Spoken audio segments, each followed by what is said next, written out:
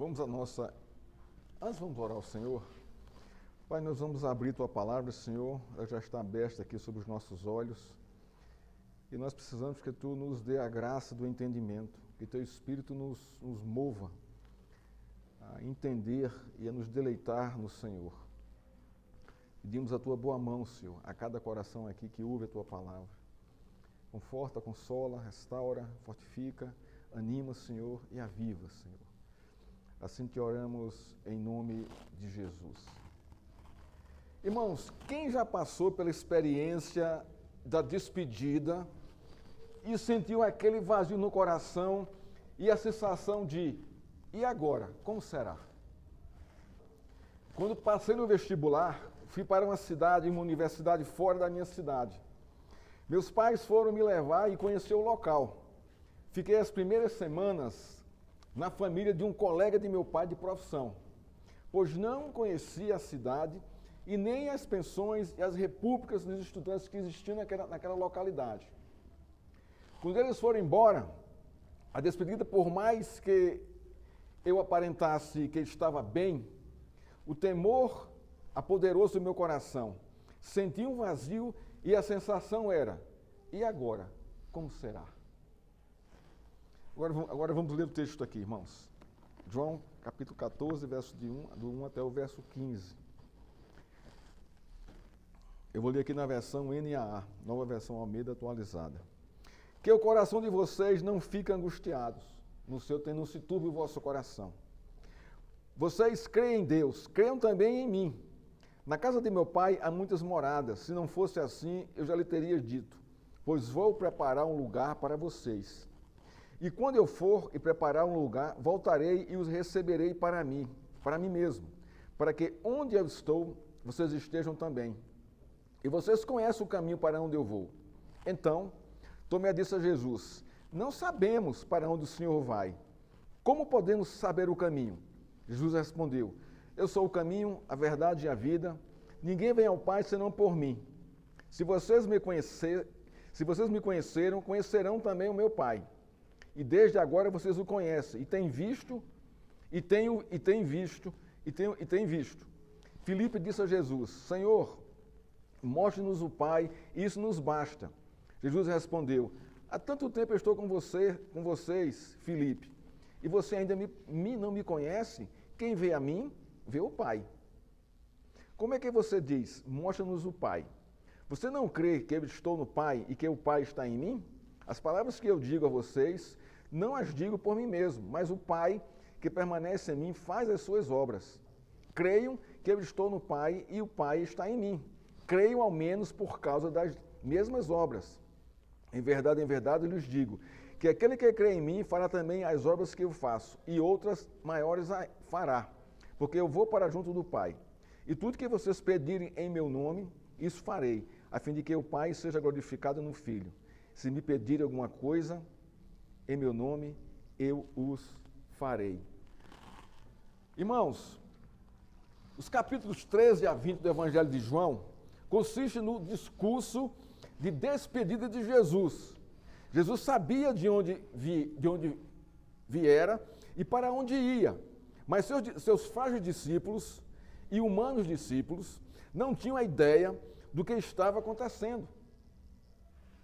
Em João 13, capítulo verso 1, o apóstolo João descreve como Jesus inicia o seu discurso de despedida. Ele diz, antes da festa da Páscoa, sabendo Jesus que era chegada a sua hora de passar deste mundo para o Pai, tendo amado os seus que estavam no mundo, amou até o fim.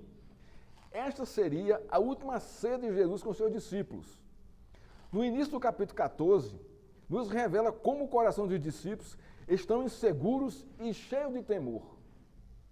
O que se passou no verso 1 do capítulo 14 do Evangelho de João, com os discípulos de Jesus, ao ouvir o começo do seu discurso de despedida, é justamente o que passei naquele dia em que meus pais se despediram de mim e me deixando naquela cidade dizendo, nós vamos voltar para casa, mas não se preocupe, estamos te apoiando e se precisar de alguma coisa, telefone para nós.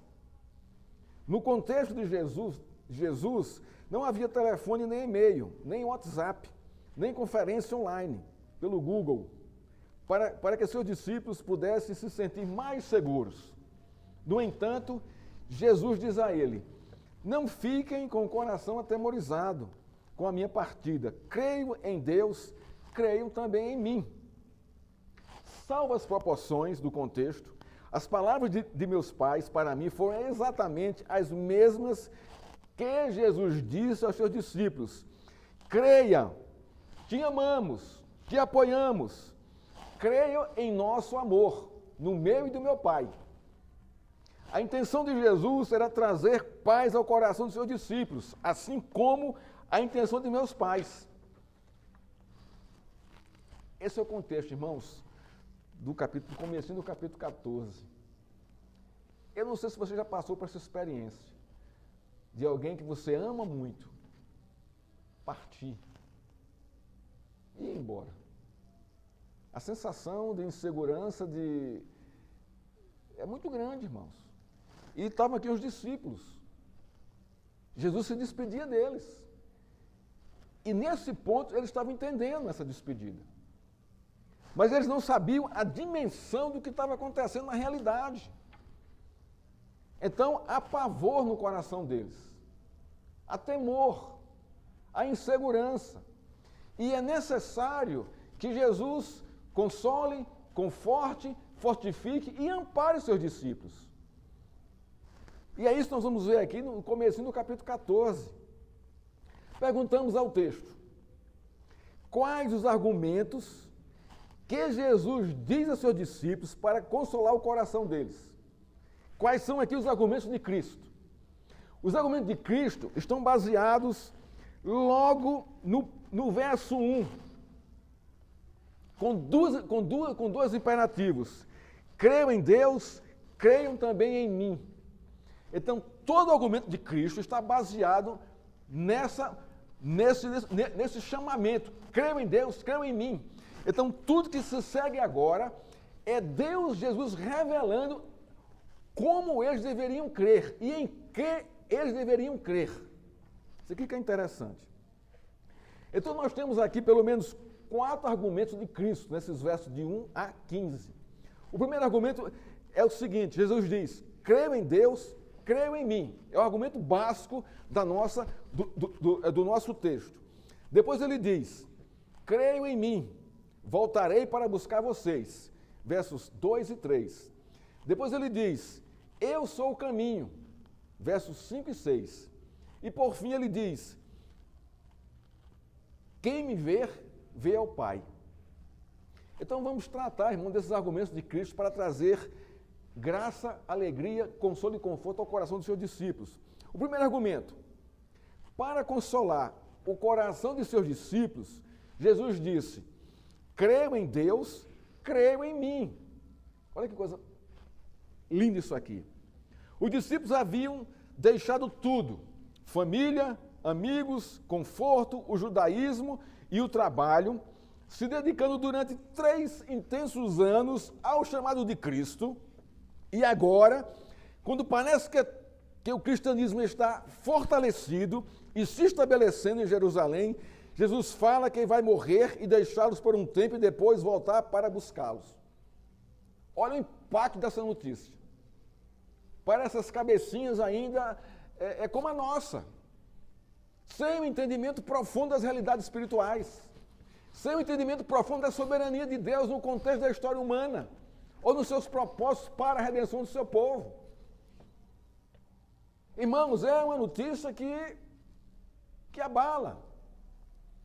Você deixou tudo: pai, mãe, irmãos, emprego, amigos, deixou a tradição religiosa que você fazia parte e se enganjou durante 3 anos com o ensino de Cristo, crendo nele, vivendo com ele, dependendo dele, vendo os sinais. E de repente ele vai dizer: olha, eu vou morrer, eu estou partindo.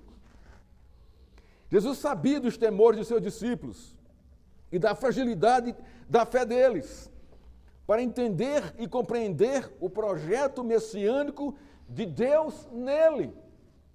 Irmãos, nós não entendemos a soberana vontade de Deus em sua plenitude. Isso nos desespera muitas vezes. Isso nos traz temor, insegurança.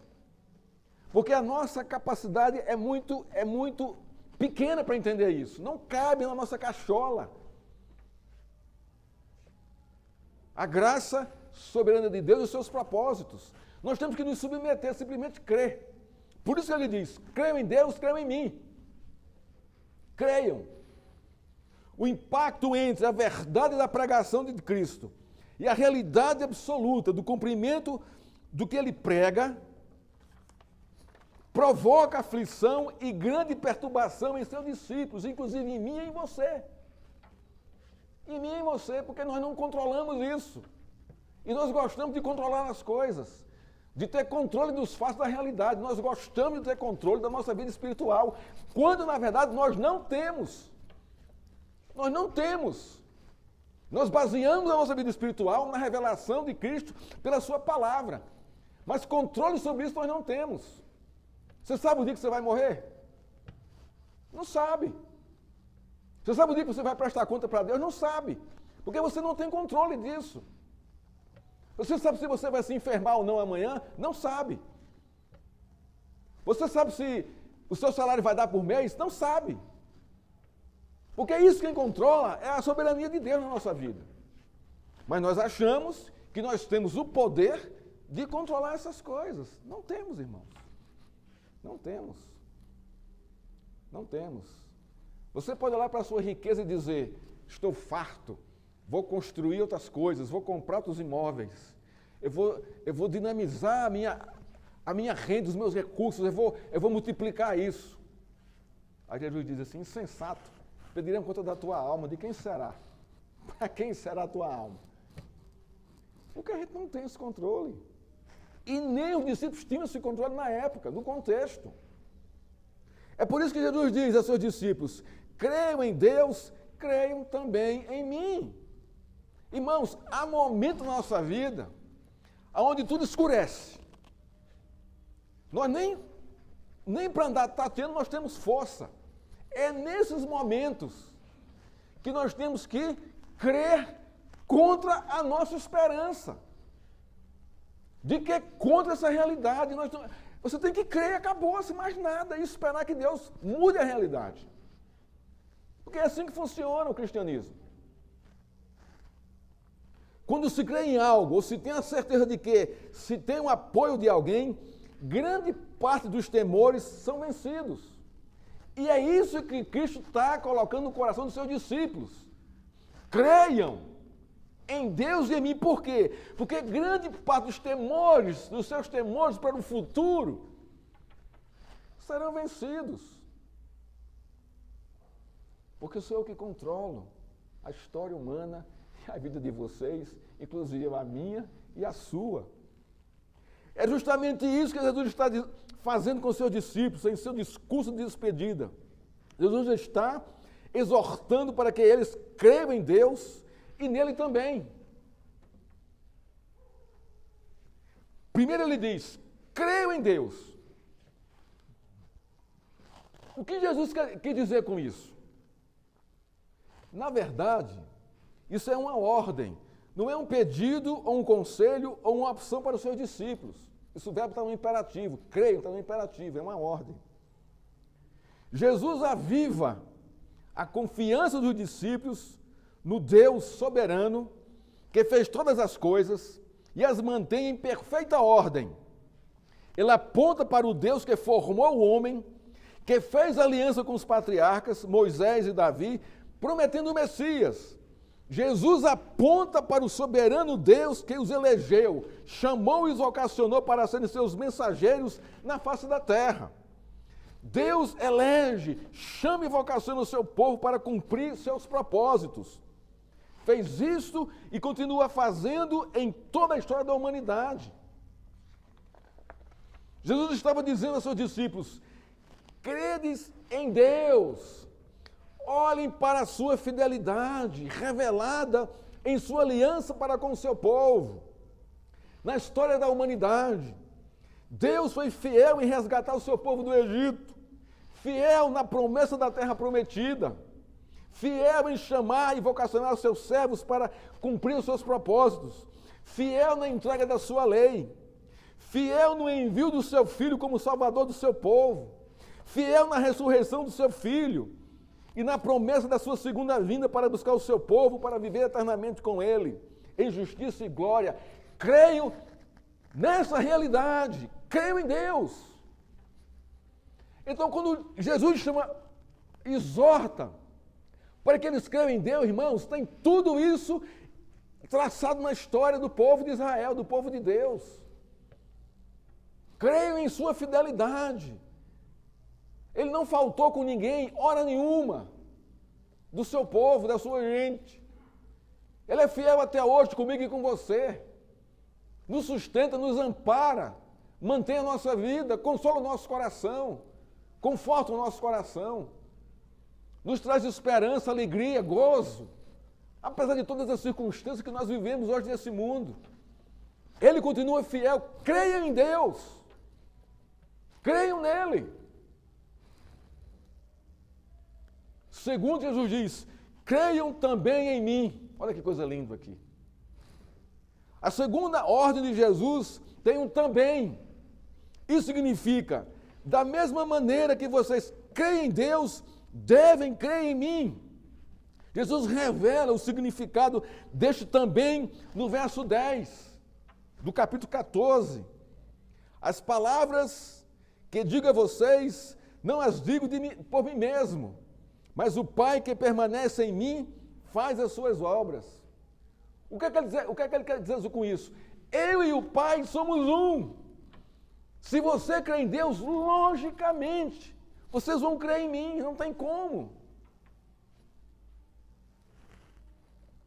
Cristo estava dizendo, eu sou o Filho de Deus, que veio conforme a fiel promessa do Pai para salvar o seu povo dos pecados deles. Segundo os profetas anunciaram no Velho Testamento, ele estava chamando os seus discípulos a prestarem atenção na transfiguração de Jesus em Mateus 17, 5. Observe o que está acontecendo. Além do impacto da cena, Deus rompe o silêncio dizendo aos seus discípulos, este é meu filho amado em quem me comprazo, a ele ouvi. Então Jesus está trazendo à memória deles esses fatos, irmãos, essas realidades, a voz do Senhor dizendo que se compraz em seu filho lá no batismo, foi a primeira vez, agora aqui na transfiguração no monte. Ele diz aos discípulos, olha, este é meu filho amado em quem me comprazo. E aqui ele acrescenta, a ele ouvi. Porque ele fala do que eu falo, ele faz o que eu faço, ele é o que eu sou. Nós somos um só. O apóstolo Pedro, depois, lá na frente, em sua primeira carta, já no final da sua vida para ser morto por Roma, ele diz o seguinte no capítulo 1, verso 17 e 18. Pedro diz, testemunhando esse fato da transfiguração e de Deus dizer, este é meu filho amado, em quem me comprazo, a ele ouvi. Pedro diz, porquanto ele recebeu de Deus Pai honra e glória, quando pela glória magnífica lhe foi dirigida a seguinte voz, este é meu filho amado, em quem me comprazo. E nessa voz, dirigida do céu, ouvimos-la nós mesmos, estando com ele no Monte Santo. Quando Deus diz que se compraz em seu Filho amado, está dizendo que Jesus satisfez plenamente sua vontade redentora para com o seu povo, isto é, Jesus satisfez plenamente a santa justiça de Deus. Então, crer em Cristo e crer na santa expiação pelos pecados do seu povo e na justificação deles por meio da sua morte. Então, quando Cristo diz, creio em mim, eu vou cumprir o papel que o Pai me deu plenamente. Eu vou morrer por vocês, eu vou ressuscitar por vocês, eu vou justificar diante do Pai por meio da minha ressurreição. Creiam em mim. A relação é lógica. Se Deus se compraz em Jesus, os discípulos, a igreja e os crentes deveriam fazer o mesmo. Se comprazer em Cristo. Quando se crer em Deus e também em Cristo, por maior que sejam os temores do coração, ali haverá paz. Creio em Deus, creiam também em mim. O segundo argumento, para consolar o coração dos seus discípulos, Jesus diz: creiam, voltarei para buscar vocês. Então vocês estão percebendo, tudo isso revela o temor do coração dos discípulos. Isso é uma coisa clara aqui no texto. Olha o verso 2 e 3. Ele diz assim: na casa de meu pai há muitas moradas. Se não fosse assim, eu já lhes teria dito, pois vou preparar um lugar para vocês. Mas não é assim, lá tem lugar. E quando eu for e preparar um lugar, voltarei e os receberei para mim mesmo, para que onde eu estou, vocês estejam também. Olha que coisa linda isso aqui, irmãos. Mas o que é que eles querem dizer com isso aqui, irmãos? Olha só, vamos lá. Jesus afirmou que amaria seus discípulos até o fim. A palavra fim, em João 13:1, tem o significado de propósito. O propósito foi revelado na sua crucificação e ressurreição, não deixando seus discípulos órfãos. No capítulo 14, verso 2, Jesus consola o coração de seus discípulos, falando que a casa de Deus tem muitas moradas. Não há nada mais confortante e consolador do que voltar para casa. Observe isso aqui. Eles estavam aonde, irmãos? Caminhando 3 anos com Cristo, sem ter onde recostar a cabeça, sem ter lugar fixo. Então, quando Cristo fala aqui na casa de meu pai há muitas moradas, o que é que vem à mente? Nós vamos voltar para casa. Que coisa boa! Porque casa é lugar de refúgio, conforto, consolo. Confesso que quando minhas aulas acabavam na sexta-feira, o que eu mais queria era voltar para casa. Naquele contexto, naquela época da década de 80. Era o que eu mais queria, irmãos. Diz o ditado: ninguém erra o caminho de volta para casa. Você conhece esse ditado? Pois está conhecendo agora. Ninguém erra o caminho de volta para casa. Você pode estar em qualquer parte do mundo, seja lá onde for. Você vai ter o desejo, durante um tempo, lá nesse local, de voltar para casa. Isso é tremendo, irmãos.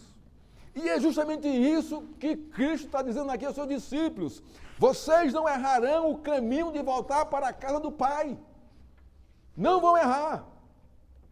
Jesus sabia que falar do lar traria consolo e conforto para o coração de seus discípulos, que haviam deixado tudo por causa dele. Jesus fala da casa de Deus, e que lá tem um lugar para os eleitos, para cada um deles. Casa significa, nesse contexto, comunhão, refúgio, descanso. Com relação à comunhão, pensamos na intimidade do Senhor. Isso significa estar sentado com Ele na mesa, comendo do seu pão e bebendo do seu cálice. Irmãos, não há nada mais confortante, irmãos, do que uma ceia no lar, com a família reunida. Por mais tensão que haja, por mais conflito de gerações que haja, mas ali, por trás ali, há um conforto, há um consolo. É bom estar em casa reunido com a família, mesmo com vários problemas. Mas o que é o mais importante? Há um lugar de se chegar, há um lugar de se estar, há um lugar onde você é recebido, onde você é bem acolhido, onde você é bem Tem conforto, o conforto está à sua disposição. Então, quando Cristo fala da casa do Pai aqui, irmão, está apontando para isso.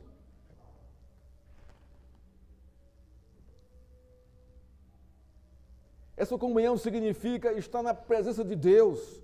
Jesus diz aos seus discípulos: para onde eu estou, vocês estejam também. Eu vou levá-los comigo. Olha que conforto, que consolo, irmãos. A casa de meu Pai é o meu lar. E o meu desejo é que vocês estejam lá. É o lar de vocês também. Irmãos, o lar de Deus é o nosso lar. Segundo o texto.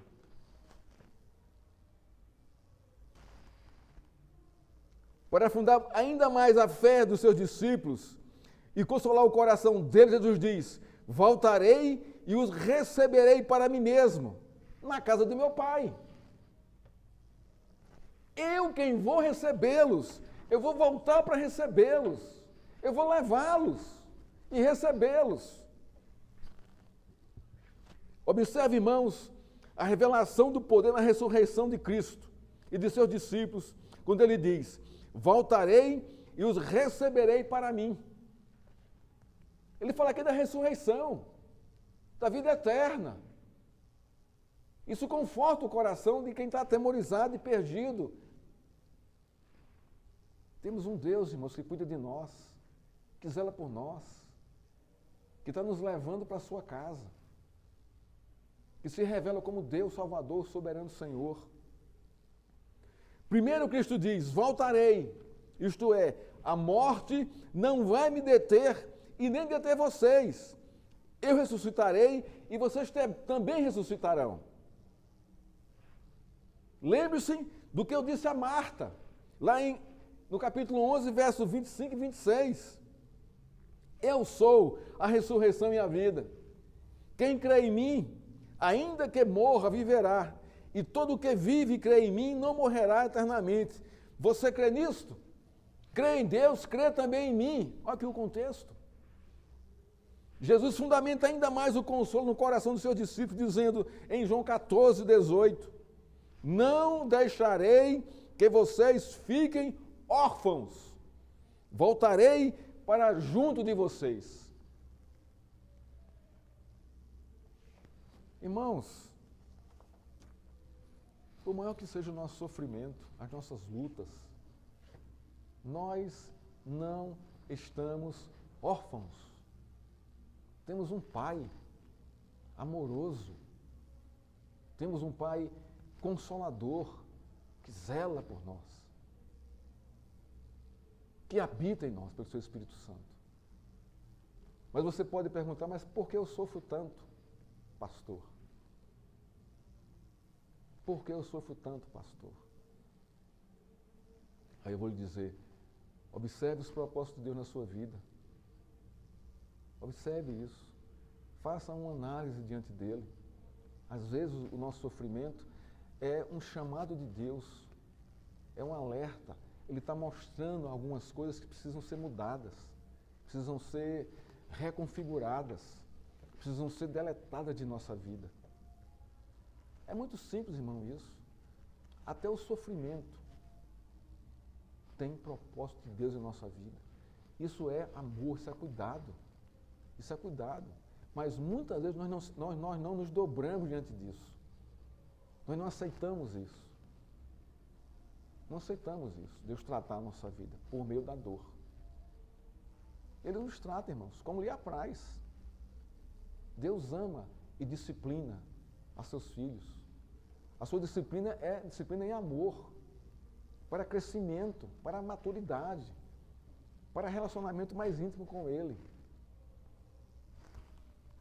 Jesus fundamenta ainda mais o consolo no coração dos seus discípulos, dizendo: mas o Consolador, o Espírito Santo que o Pai enviará em meu nome, esse ensinará a vocês todas as coisas e fará com que se lembrem de tudo o que eu lhes disse. Mais um argumento para consolar o coração dos discípulos. o Consolador virá e consolará o coração de vocês, e ele ensinará tudo o que eu lhes ensinei e lhes disse. Ele vos relembrará de tudo isso. Enquanto a promessa da volta de Cristo não se cumpre, o Espírito Santo consola o povo de Deus, os ensinando a palavra do Senhor e também lembrando tudo que Jesus nos ensinou para que nós creiamos em Deus e também nele. Quando se crê em Deus e também em Cristo, por maior que sejam os temores da vida e do coração, haverá paz para enfrentá-los. Terceiro argumento de Cristo. Para consolar o coração de seus discípulos, Jesus diz: creiam, eu sou o caminho para a casa do Pai. Isso aqui é profundo demais, irmãos. Ele falou, crê em Deus, crê em mim. Ele falou da casa do Pai e agora ele vai dizer, olha, há um caminho para chegar lá. Há um caminho para chegar lá. Não é simplesmente eu dizer, é ali ou é acolá. Não, não é isso. Há um caminho traçado para chegar lá. E eu vou levar vocês por esse caminho, para que ninguém se perca, para que ninguém se desvie desse caminho. Mas eu vou conduzi-los até lá.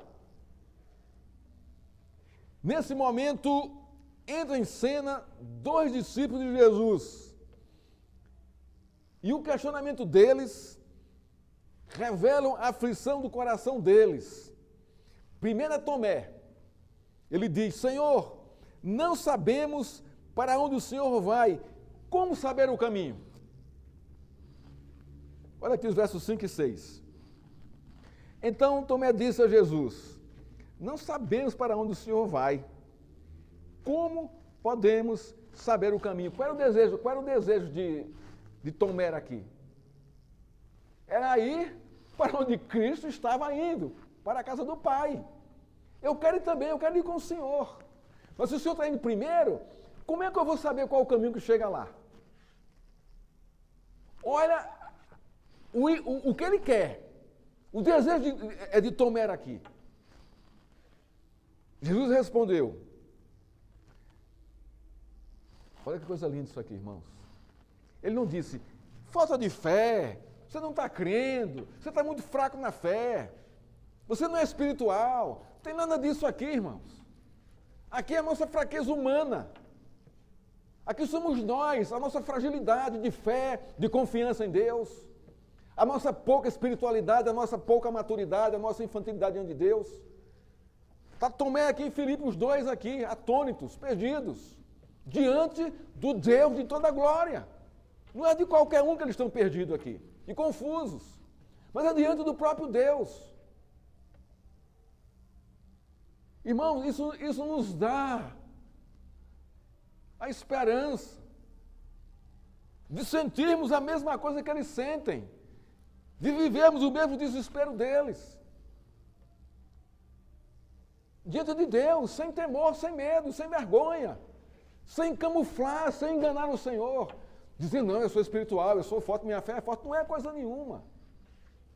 A nossa fé é muito frágil, é fragilíssima. Se Deus não for por nós, irmãos, nós sucumbimos com qualquer coisa. Basta um caroço de arroz para a gente se engasgar. Um carocinho de arroz, a gente se engasga. E já chuta o balde. Jesus respondeu para Tomé, eu sou o caminho, a verdade e a vida. Ninguém vem ao Pai senão por mim.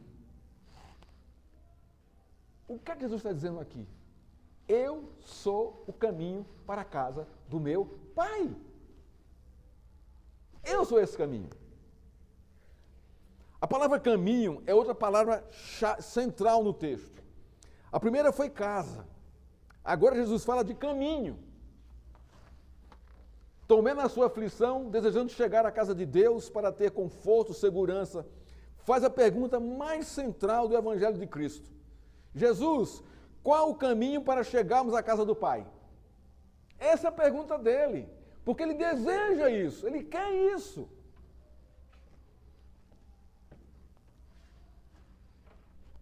E nós, irmãos, o que nós queremos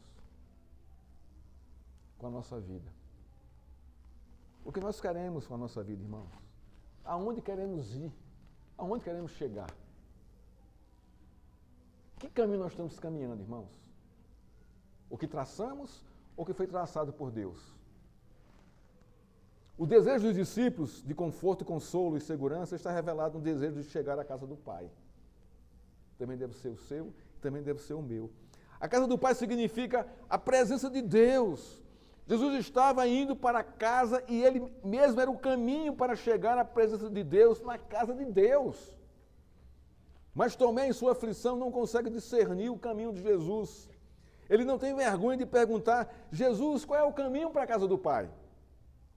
Jesus consola o coração de Tomé e dos outros apóstolos, apontando um único caminho que o levará à casa de Deus. Jesus diz a Tomé: eu sou o caminho, a verdade e a vida. Ninguém vem ao Pai senão por mim.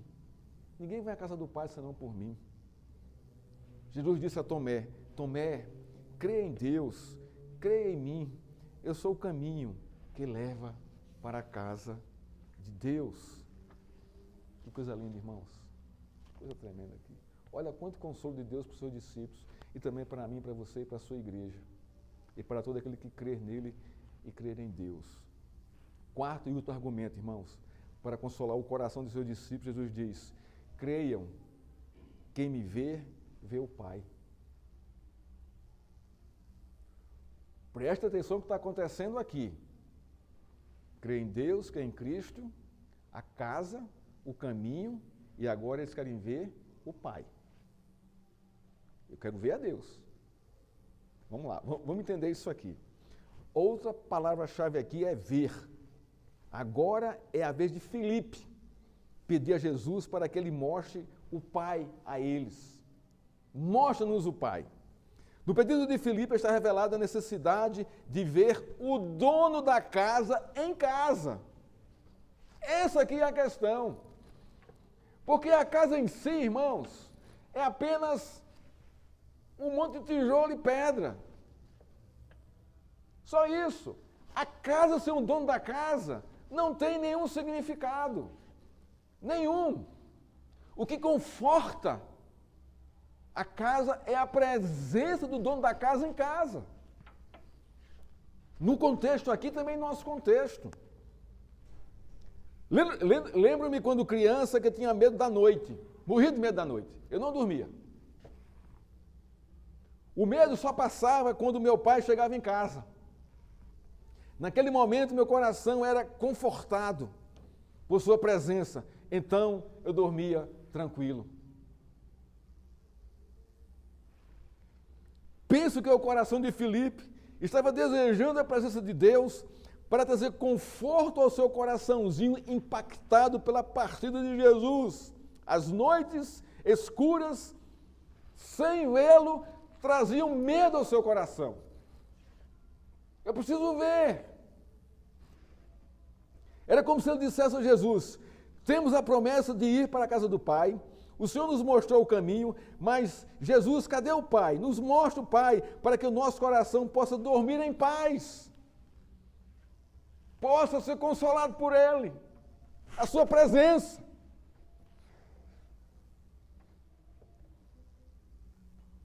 Jesus pacientemente e graciosamente responde ao coração aflito de Filipe, dizendo: há tanto tempo estou com vocês e você ainda não me conhece?